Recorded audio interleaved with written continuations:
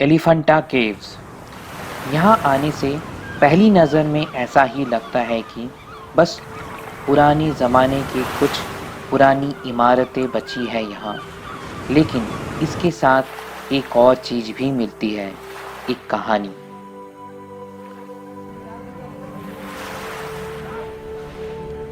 एक कहानी जो मुंबई से शुरू होती है और अरब सागर से होते हुए खारापुरी द्वीप तक जाती है।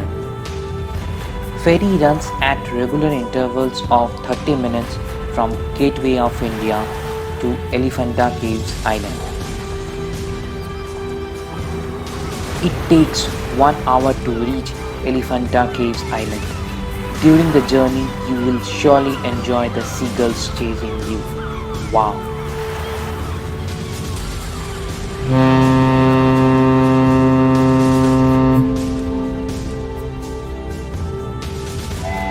This toy train will take you to the gates of the caves.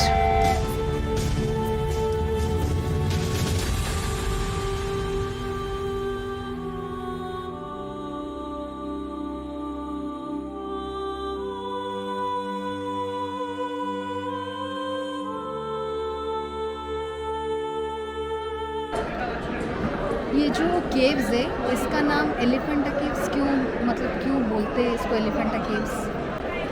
ये जगह ऑलमोस्ट 2000 साल पुराना है। इसके बाद यहाँ के हिंदू और बुद्धिस्ट लोग यहाँ आए। इस जगह को फिर उन्होंने बहुत सारे कार्विंग्स किए। ये बेसिकली एक मोनोलिथिक रॉक मतलब एक पहाड़ था जिसको काट कर ये केव्स बनाए गए। इस केव्स की रचना almost like 5th to 6th centuries में बनी हुई। तब इस केव्स का नाम था खारापुरी। खारापुरी नाम यहाँ के पंडितों ने दिया था क्योंकि यहाँ शिव भगवान की पूजा होती है। एलिफेंटा केव्स एक मोनोलिथिक केव है, अर्थात इस केव्स की निर्माण चट्टान को ऊपर से नीचे की ओर काट कर किया गया है। पहले यहाँ शिव भगवान की पूजा होती थी। उसके बाद यहाँ पोर्चुगीज़ आए। जब यहाँ पोर्चुगीज़ आए तो उन्हें ये जगह बहुत अच्छी लगी और आते वक्त उन्हें फर्स्ट एक एलिफेंट का कार्विंग्स मिला और उन्होंने चिल्लाया एलिफेंटे एलिफेंटे करके। इससे यहाँ का नाम पड़ा एलिफेंटा केव्स। अच्छा, तो इसीलिए इसका नाम एलिफेंटा केव्स, राइट? तो यहाँ पे क्या होता था, आप प्लीज़ बोलेंगे?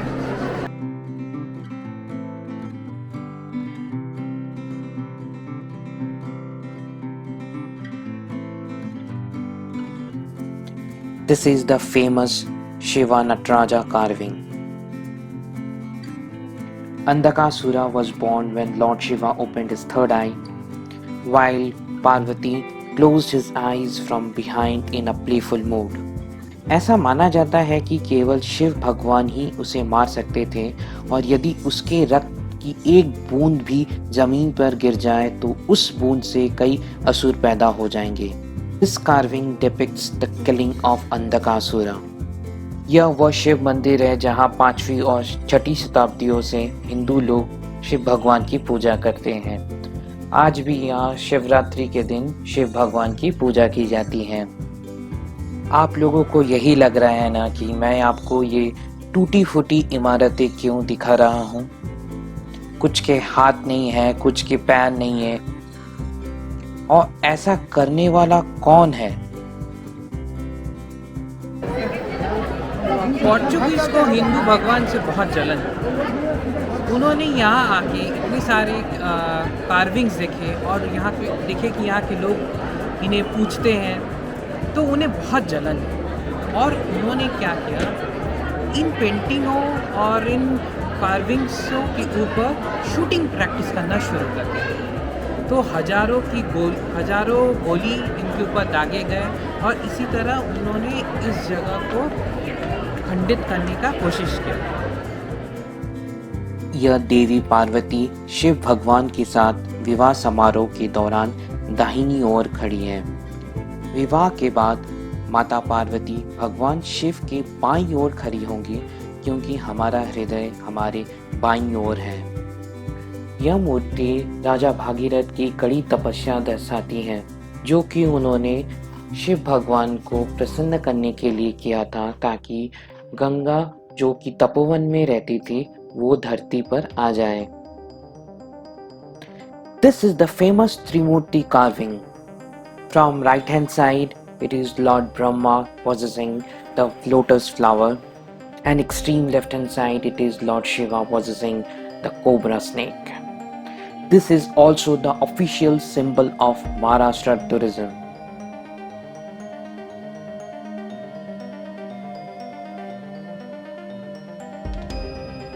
This carving depicts Lord Shiva and Goddess Parvati is playing dice. यहाँ भगवान शिव माता पार्वती को खुश करने के लिए स्वच्छ रूप से हार गए थे। Unfortunately, this is completely defaced by the Portuguese. इस कला में रावण को कैलाश पर्वत उठाते हुए दिखाया गया है।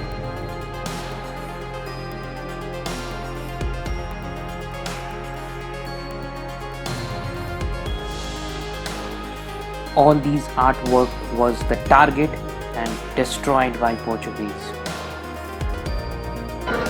तो यहाँ पे जो केव्स है वो पूरा डिस्ट्रॉयड हो गया था क्या?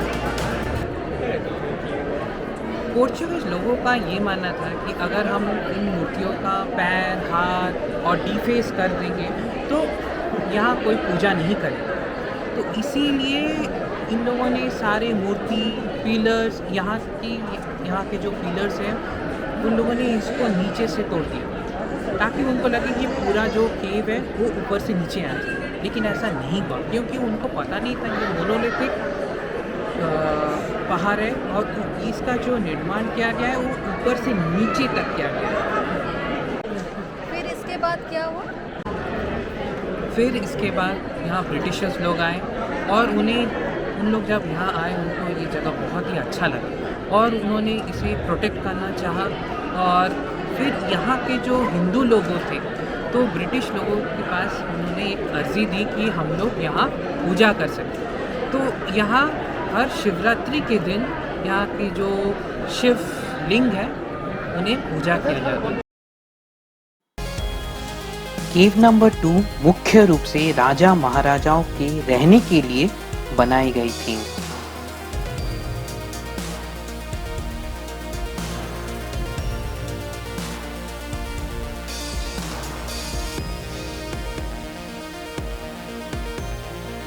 केव नंबर 3 एक अधूरी गुफा है क्योंकि गुफा बनते समय ऊपर से चट्टानें गिरने लगी थीं। ये गुफा रहने के लिए बनाई गई थी।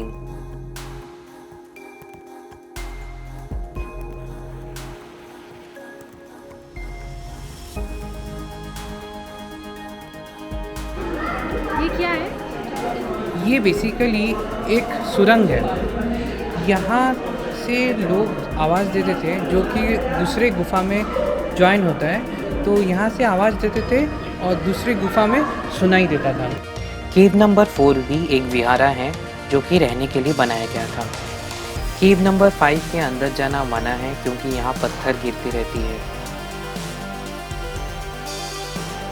इस यूनेस्को हेरिटेज साइट को देखने के बाद आप लोग तोपों को देखने के लिए कैनॉन हिल जा सकते हैं।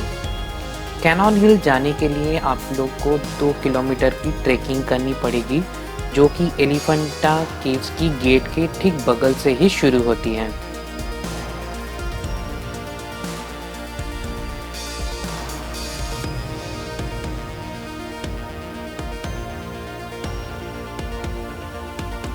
इस समुंदर के पार आज खंडर है ये जगह, पर एक ज़माने में ये एक हंसता, खिलखिलाता, चहचहाता जगह था।